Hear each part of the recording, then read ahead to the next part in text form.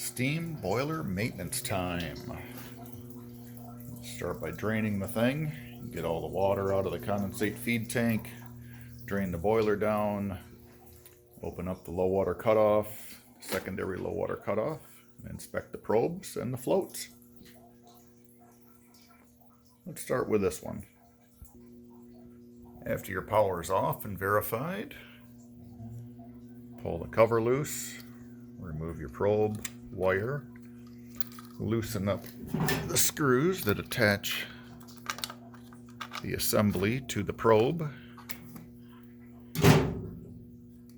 Now you can pull the wiring off, pull your probe out of the boiler jacket, clean and inspect. So after using the appropriate wrench to loosen up, you can spin the probe out of the jacket.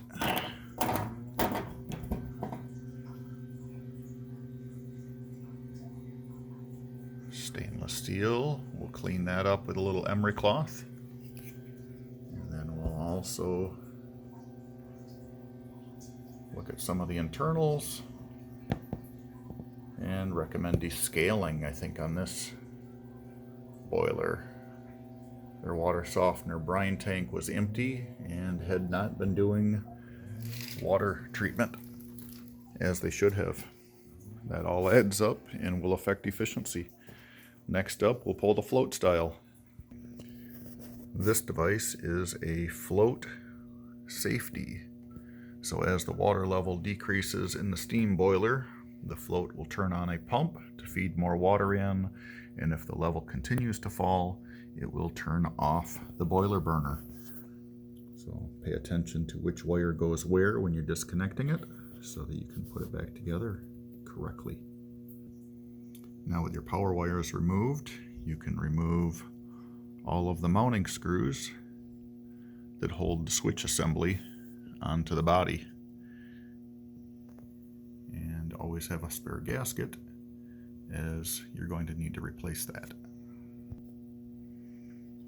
This is the switch assembly for turning on the pump and off the pump and limiting the boiler burner operation if the water level gets too low. These are adjustable, so you can tune the on and the off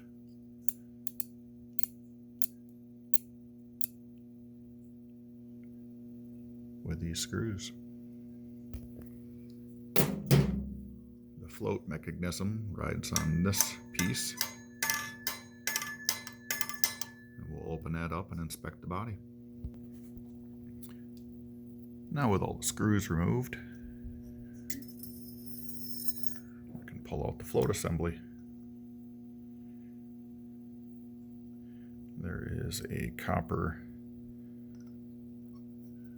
flex piece at the end, and then of course the float. And inside the body,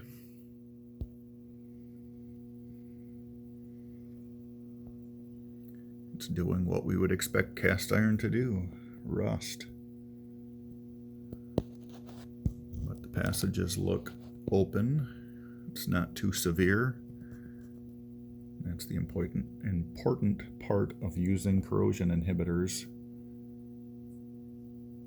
is to keep all of these passages open, because this is a critical safety device. Clean the old gasket surfaces off using whatever precision gasket scraping instrument you want.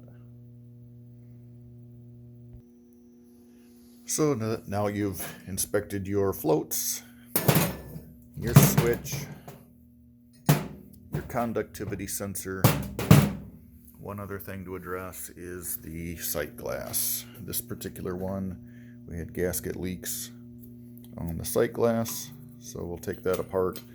The gauge glass looks wore on this, so we'll probably end up replacing the gauge glass as well.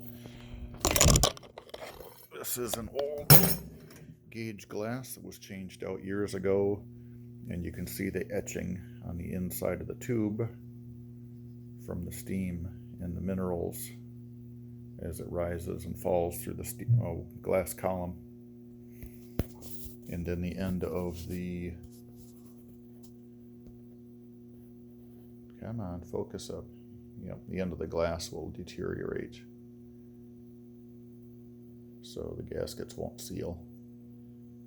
You can see that etching on this one a little bit clearer.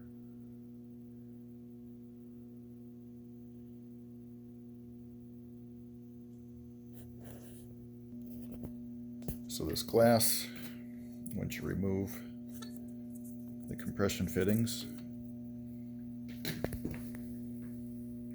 there's a deeper pocket in the top, so you can lift your glass up, remove it from the bottom, and slide it out. And then, as we expected, this gasket on the top was about gone, as well as the glass was cut or etched from steam exposure. Come on, focus again. There we go. So this gauge glass needs to be replaced. This is a low pressure steam boiler. So we've got I believe a 15-pound relief on this. 15 pounds, 2-inch. But we typically only run 5 to 7 PSI on this system. It's an old church, old pipes, and of course, old things need to be cut apart when you need to replace them. This is a cap that came off a few years ago, and it takes a little bit of effort to cut things apart, because once you hit it with steam, it typically will bake everything together, making it about impossible. We'll pull the plugs on the cross tees, inspect our passages, make sure that our safety device and our operating pressure switch, as well as our pressure gauge, don't have mud or obstructions inside of that tube. Otherwise, that is basic boiler, low water cutoff, inspection, and maintenance procedures. Call a professional. Have your equipment checked annually. Stay safe. Thanks for watching.